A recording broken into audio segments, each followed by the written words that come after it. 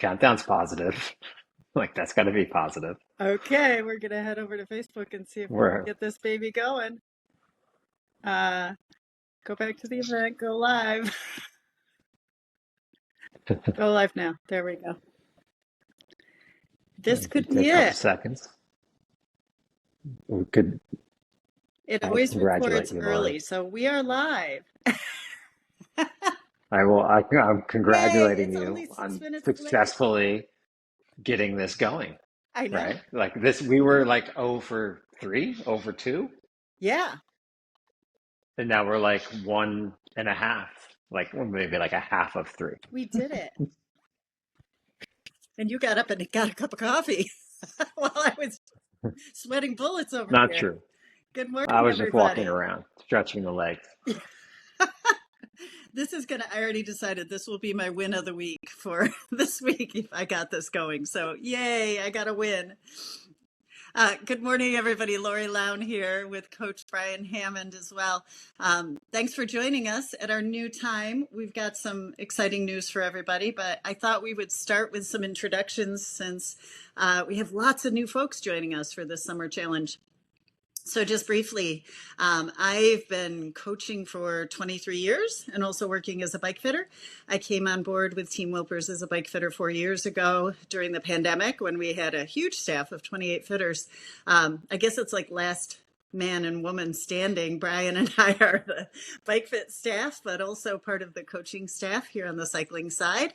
And that's really about it. I love riding bikes with y'all and inspiring you to ride indoors and outdoors as well. And that's about it. So, anyways, Brian, tell us who you are. Yeah, so similar story on my end, right? I've been coaching cycling, triathlon, running for the last 25 years. So right out of college, I started this. I've been doing it ever since full time. This is my only gig, and but started bike fitting in 4 years ago online. I've been a bike fitter for over 20 years, I guess, or 15 years, something like that, long time. But with Team Wilpers, yeah, we started back in October, the pandemic. Like you, kind of last man standing in that bike fit team. We've had a lot of great people come and go.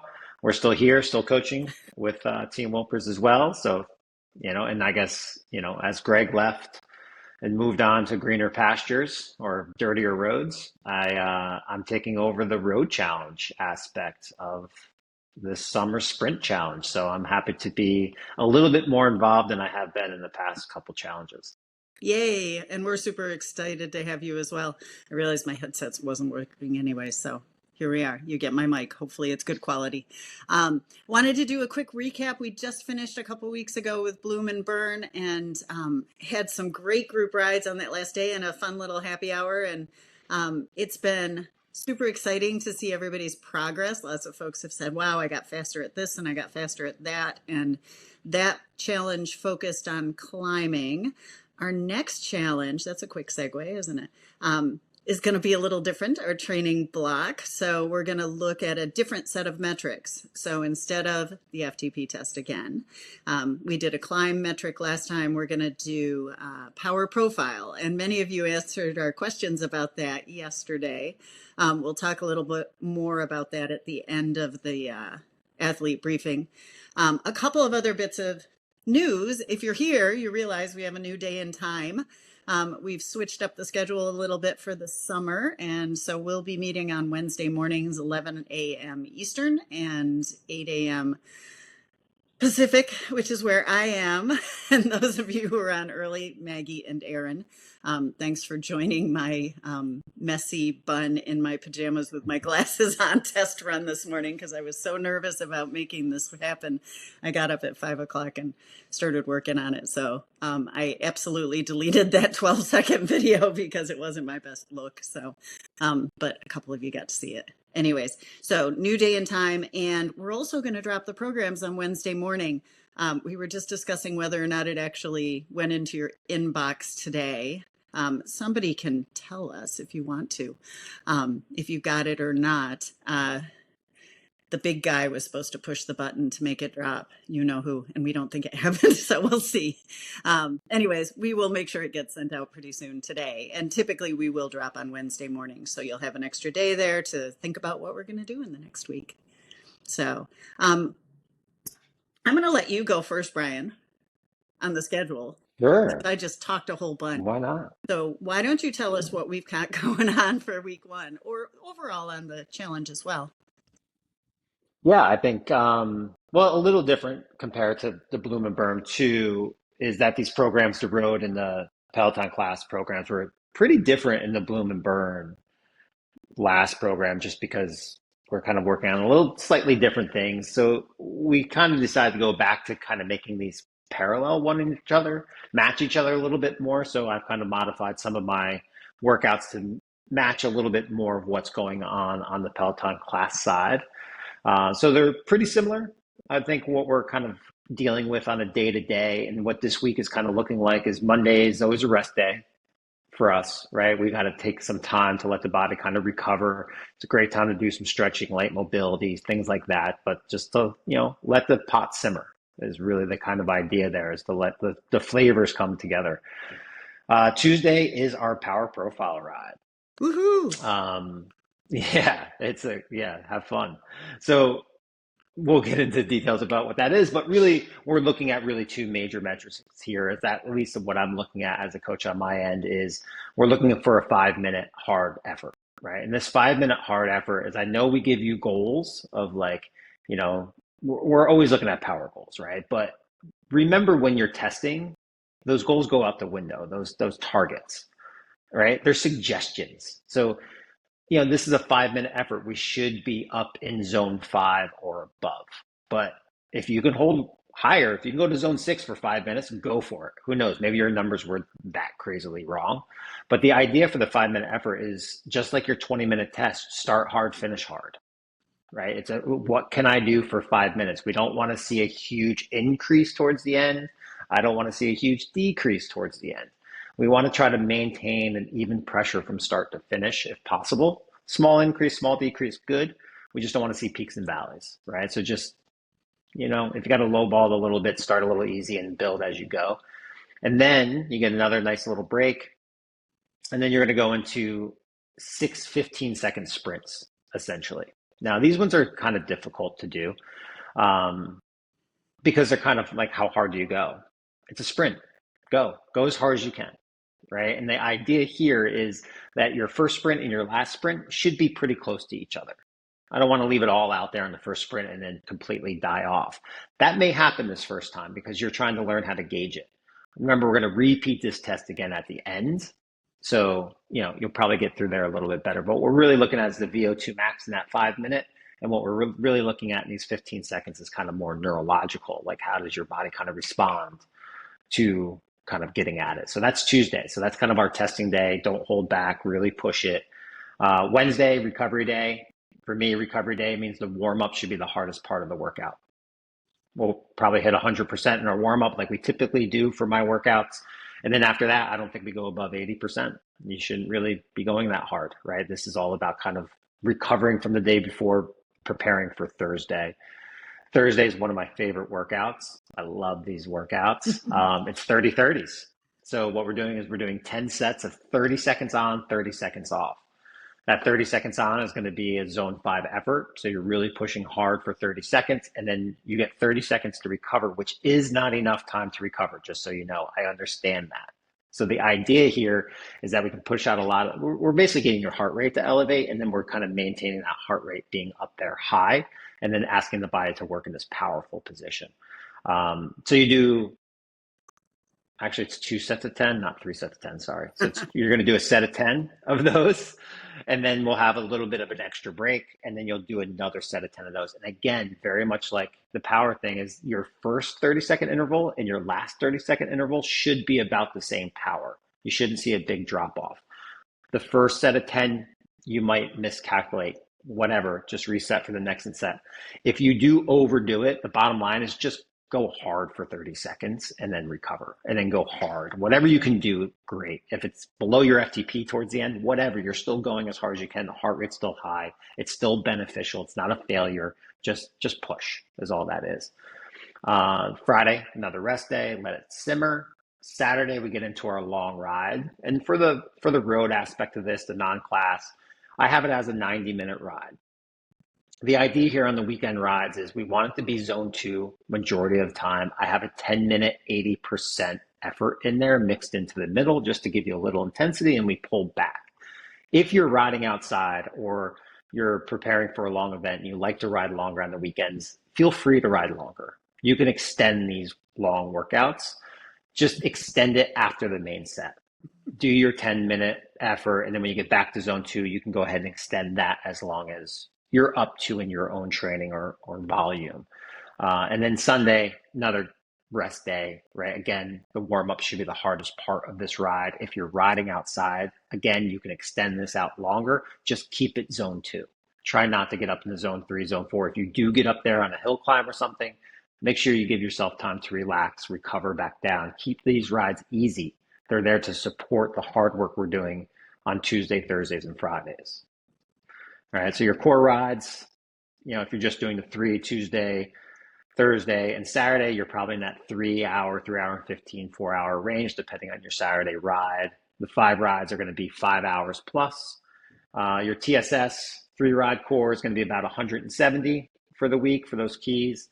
Again, may differ if you do that Saturday longer. And then for the 5 rides, you're going to be at like 263 or so plus. So good hard week to start. It's going to be a great week. Now talk to me about adding endurance. We can add the endurance at the end. We can add the endurance at the beginning, which maybe gives you more fatigue resistance. Should I be consistent from week to week if I'm adding? Does it benefit me if I add 30 minutes and then I add 30 minutes the next week and the next week and the next week? Is there any disadvantage if I? Yeah. I think it's important to understand what the goal of the workout is, right? And what the goal of this program is. The goal of this program is the short, hard intervals.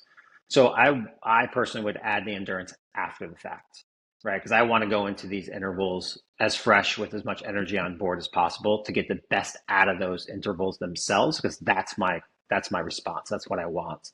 So I would extend any workout after the last main set interval before my cool down. I would extend it zone 2, extend it out 30 minutes, an hour, whatever it is. But I would get that quality work done first. Good. I love 30-30s. They're like my favorite. Me too. Except I always go really, really, really, really hard on the first one because I don't always know how fast I'm going to go and how hard I'm going to go with only 30 seconds. And then it's like, oh yeah, that was too hard. So yeah, it's a hate love. You hate to love them. Well, and like, you think love you to hate can't them. do Like, it. That's the challenge. I always look at these workouts and I'll psych myself out and I'm like, I can never do that today. I don't feel good. Or I left my workout to the end of the day because I was busy in the morning, doing an athlete briefing or something. And then I'm like, oh yeah, I can do this. This is good. If your power profile is correct, if your FTP is correct, all of these workouts should be doable. So that's an important point there. And I will reiterate what Brian just said about test day, and test day is the same in the class day. This is a day when we're in class where we're not necessarily following the directions that our instructor, in this case, Matt Wilpers, is going to give us. We really want to do this as a test. So we're going to go hard and all out on those efforts. So, speaking of which, so the class schedule this coming week, this is going to be such a fun challenge. I have to tell you, I'm working on the next one already. And I texted Brian the other day and I'm like, not quite as inspired about this next one because this one's going to be really awesome. And I think you'll all have a lot of fun. Monday, obviously, we'll have our rest day. And we also have our test on Tuesday. It's Matt's power profile class. And I know some of you have done it. You get to do it again and we'll get to see what progress we've already made, and we'll do it again at the end of the cycle. Wednesday, you have an option of either a rest day, which means no riding, no cardio. You might do other things, but we really want to make the most out of our hard workouts. And so in order to take advantage of those, we either need to do rest or some recovery activities. So we have the option of doing a Power Zone Endurance class as well with Christine on Wednesday. Thursday, we have a 45-minute Power Zone Endurance with Dennis. And then Friday, we're off. Saturday, short and hard. We're going to ride with Tunde, 30 minutes in a power zone ride. And then Sunday, again, we have the option of either a rest day or an optional Samyo 45-minute power zone endurance ride. So for our core rides, if you do the 3 core rides, Tuesday, Thursday, Saturday, you've got about 2 hours of riding. Doesn't seem like a lot, but we got a lot of intensity in there. Training stress score will be about 160, give or take. Again, we're testing. So 5 rides, 3.5 hours of ride time, 234 for our TSS. Should be a good week. And it should set us up for some really, really good intense training. So I'm excited about that. Yeah, I love sprint training. Love it. Like, I this do. is my favorite. This It's a is lot because it's the more one thing I'm actually interesting, good at. right? It's a lot more interesting to do intervals and do really short hard. But you were just telling me prior when I was sweating bullets over here trying to get this set up, you were talking about being a sprinter. And that's your phenotype. So we'll talk about that a little more at the very end. A couple more pieces of housekeeping, especially for those of you who are new to our platform.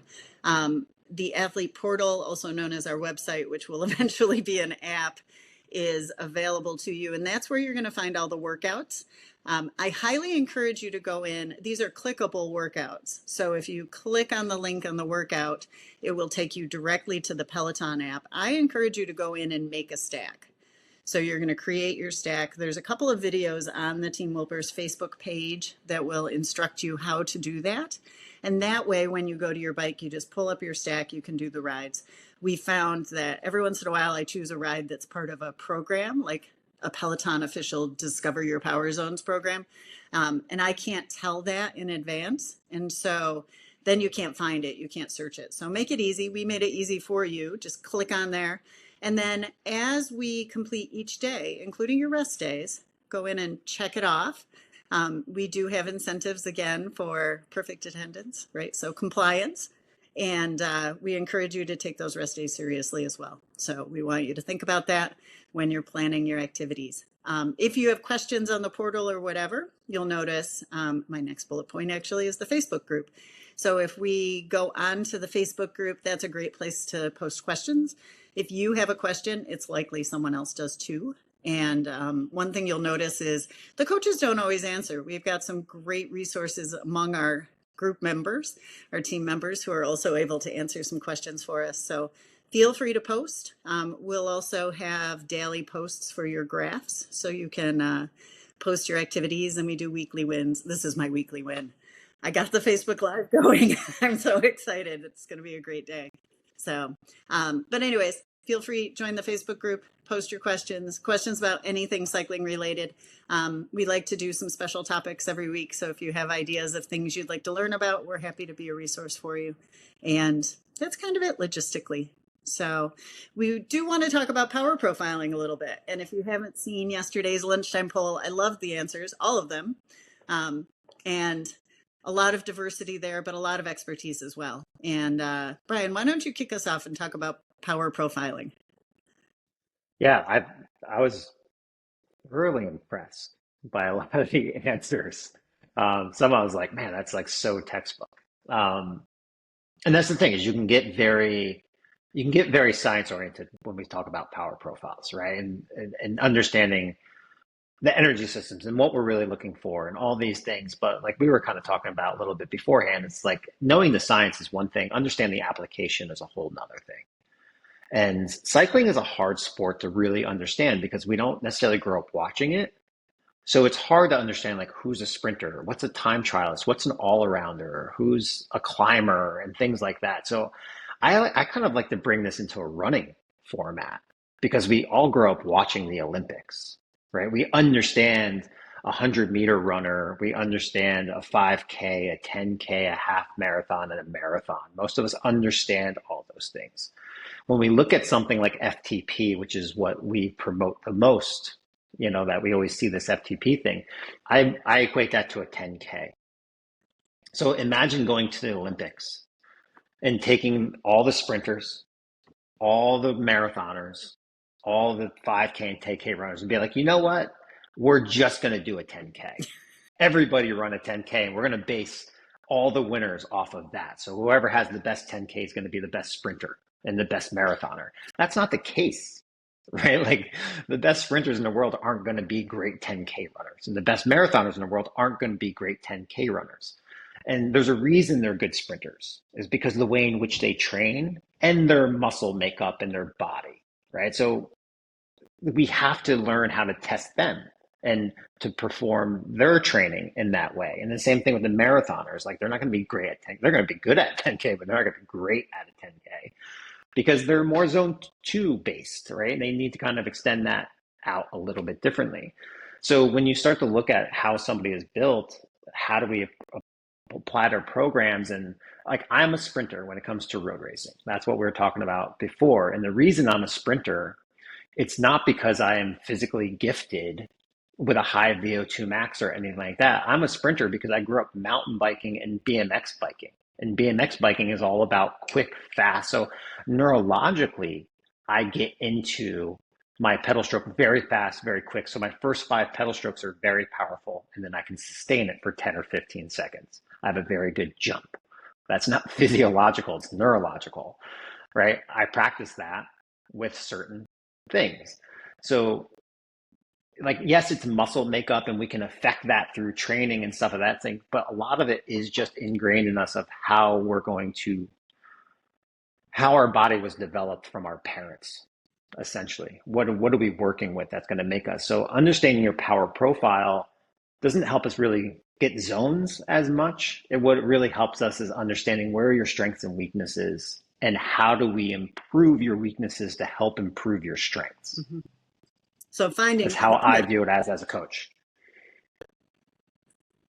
So what is my say limiter? it again? Yeah, so finding what my limiters are and then working on those. I was thinking, as you said, I grew up riding BMX, and I thought I grew up sitting on the couch reading books. No, I played. I was a free range kid, so we rode bikes everywhere to get places, but it wasn't. And I was like, well, sitting on the couch, what does that make me? A century rider? No, I don't know. Yes. Exactly. Touring Interesting rider. too, because you can look at an individual. I remember the first time I went to the Olympic Training Center in Colorado Springs. Hi, Jeff. And looking around the cafeteria, which is very fascinating because everybody comes in, all the various athletic teams, and there's development programs, and we were all coaches, so we looked a certain way. And you would see the sprinters, the track sprinters, with these huge mammoth quads.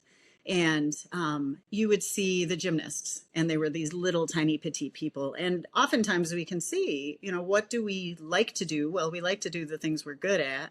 And when we look at body types, there are certain body types that are better at certain things. And I remember when I first started riding, and I'm a really tall individual, and I was really, really skinny when I was younger. But I was not a climber. And I don't know if part of that was, again, the neurological piece of I just had never had that experience, and I found it very hard. And I'm 5'10", so I'm never going to weigh 100 pounds. But at that point, I thought, well, if you're not a climber, you're not a cyclist. And then I realized there's all kinds of cycling in the world, that there are other things that I was good at. And so I think that's really important too. When we look at, some of you are really good at taking an FTP test. I'm not. I hate them. I'll just throw it out there. I'd rather climb a hill any day. And some of you are going to be really good at that short power. So we're going to work on identifying those limiters during this training. And yeah. Yeah, and to jump in on that, like understanding that when we work on certain limiters, we're going to negatively affect other strengths. So yeah, it's always when you work on like what we're doing now in this next 4 week, I wouldn't be surprised if it has a negative impact on your overall FTP because we're not doing 20-minute intervals. So if I spend the next 4 or 6 weeks or whatever working on short intervals, everything kind of under this, 10 minutes and under, we'll say, and then I go to test a 20-minute interval, well, how good at 20 minutes am I going to be? Right. Not very good. I haven't done it for 2 months. So my FTP is going to go down, right? So my FTP might negatively get affected if my sprinting ability or my VO2 max ability goes up. But the idea is once I then add back into this other pool, then my FTP is going to make a bigger jump than it would have if I had not done this work. And I think that's a hard thing for athletes to realize, especially when we're so FTP focused, is that my FTP doesn't always need to go up to make improvements. Sometimes it needs to go down to make the proper improvements. Mm-hmm. And you ask any sprinter in the tour or anything, ask them what their FTP is. They're like, I have no idea. They have no idea what their FTP is, right? They know what their zones are, but they don't know what their FTP is necessarily because it's not an important number for them necessarily. The sprinting number is an important number for them, right? And like that's I think is the hardest, the important part about this profile is understanding that the metric can't be the measurement necessarily that we're trying to. The metric can't be the Good goal, which art flow, you always say, right? right? I love Yes, you talk about all the time, and it. that's so true, right? That we got to be working on these different things for the whole ship to Yeah. rise. And that's the important point. And so don't panic if we're telling you your FTP is going to go down. I see you all signing up for a different challenge now. Um, what we're talking about is raising the roof, right? So when we raise the roof, then we can bring the FTP back up. And as Brian said, just because my FTP goes down doesn't mean my fitness hasn't improved. There are certain times of the year when your FTP will go down. And sometimes we plan for that, like a session like this, where we're going to do this training block focused on the high end. The good news is we're going to go back to doing some good traditional endurance FTP based training for the fall. And so you'll get to see the improvements there from the training we do now. So it should be exciting. And worst case scenario, it's only 4 weeks and you're like, It's fun. it is. It's 4 weeks and it's fun, I right? Like it's brutal, it's hot, it's hard. It's like it's the stuff you hate to do, know. but it's like it's over quick. Yeah. You're just like, oh God, okay, oh, I got to go again. All right, Yeah. oh God, it's over. Like, thank God, right? Like, yeah, Let me this is ask my you a time. question, This Brian. is my style of training. And I anticipate some of our outdoor riders might wonder about this as well. So I happen to live in a very hilly area. So finding a place that is good for interval work is challenging for me because I'm Mm. either going up or down. And I feel like sometimes I go out and do my intervals and all of a sudden the hard effort comes and I'm on a downhill or I get to a stoplight or that kind of thing. So how do I choose a course that's going to be appropriate for what I do? I mean, I found something that's Yeah, like 7 miles and it's boring because I do the same loop. If anyone looks at my Strava, every time I'm out doing intervals, it's the same little 7 mile loop and I do 3 loops of it to get all my intervals in. And sometimes it works out great and sometimes it doesn't. But how do I choose that course? so something like this, it's so hard. Yeah, Honestly, if I'm doing quality work, I'm gonna do it indoors. on the trainer. I'm gonna do it on a trainer if I can, or if you're lucky enough to have a velodrome. This is why people ride on a velodrome is because it's 100% controlled. Hmm. So that's usually where I'm going to choose to do my quality work if possible. Now, if I don't have that option or I don't want that option, I want to be outside. You really got to be strategic about where you're going to do it. Finding that flat road section that's also safe, Yeah. right? Not a lot of intersections. Like if I'm doing 30 seconds all out effort, the last thing I want is thinking about car traffic and things of that nature. It's also a great place to do hill repeats, Hmm. right? No one says you can't do this on a hill, right? You can choose your cadence. We're not giving you cadence, or at least I'm not giving you cadence holds on what you have to do here. So finding that hill that you can climb, maybe it's a 2 minute climb and you only got to do 30 seconds. So you're just going to go up, turn around, cruise back down, ride around in circles until your 30 seconds is over and hit it again.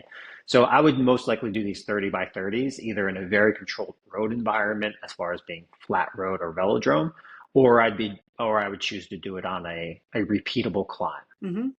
Yeah, I noticed last night I was doing my workout and it was a little more complex than some of them, and it was longer intervals. So I found I had to pay a little more attention to the computer, which really disturbed me because I was like, okay, you're looking at your computer more than you're looking at the terrain. And there are some bumpy Mhm. roads and intersections and things. And I realized that gave me an opportunity to start to feel it. I wanted to feel what that power level was on changing terrain.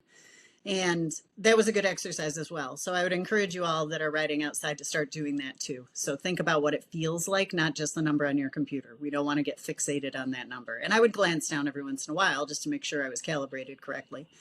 But yeah. Anyways, anything else about next week or power profile in general? A lot of you No, talk about, just that's so fun. I know it is. It definitely is. And I like, when you go into Training Peaks and you can run a power profile and you can see the improvement. And I don't do it very often because I do like to see change when it happens. And you don't see change from day to day. but you do see change long term. And I just saw a big jump in my shortest duration power. And I was like, oh, that's cool because I'm doing long intervals and I'm jumping too hard. But that's okay. I was able to see that change and it made me happy. So progress. Yeah, I think one of the biggest positives to this style of training is we start seeing bigger numbers, Mhm. right? Because we Oh, limit ourselves mentally. It's like, oh, I can't go above 200 for that period of time. No way. yep. And then you start seeing 220s and 230s and 240s and 250s on a regular basis on your screen. And then it starts to seem attainable, Yeah. right? And so much of what we do in endurance sports is mentally, neurologically based of what we believe we can actually do, right? As I always say, it's like you have that caring, conservative mother in your head, like, don't do that, pull back, right? You need more of like the teenage boy in your head and being like, yeah, go for it. Yeah. Like, who cares if you blow up? And that's when I look at like the workouts that we have planned for the next couple of weeks, like that's what these workouts are really about is like pushing that number higher than you actually think you can. And if you fail uh, in this program, failure is fantastic, right? When you're doing 30-second intervals and 15-second intervals, like failing is great because I'm literally just going as hard as I can and it can't, okay, great, whatever, I can't do it that long. Hmm. But you start to break through ceilings, right? You start to break through these numbers that you put on you like, oh, I can't go above this number. Yeah, you can. Yeah. Yeah, and if you can't, great, you can, and then until you can't and you fail, and that failure is still a huge success in what we're trying to accomplish over the next 4 weeks. Like that's what I love about this is like I get to fail all day long, Yeah. which I'm pretty good at. That's great. Anyways, if you can tell, Brian's the science nerd. I'm the here for comedic effect. And we could talk all morning. But I just want to say thank you, everybody, first of all, for registering for the challenge. And secondly, for joining us on this beautiful Wednesday. And we'll make sure you have your workouts ready to go. You can log in now to the system and find your workouts for next week. And we'll check on that email. And if you have questions and whatnot, just post them on the group. But we're super excited to ride bikes with you in the next 4 weeks. Woohoo! Awesome. Yeah, now I have to figure out how to stop this thing. I didn't think about that part. I think I hit stop. Let's see. Maybe not. Oh, yeah, I can't touch screen on my MacBook.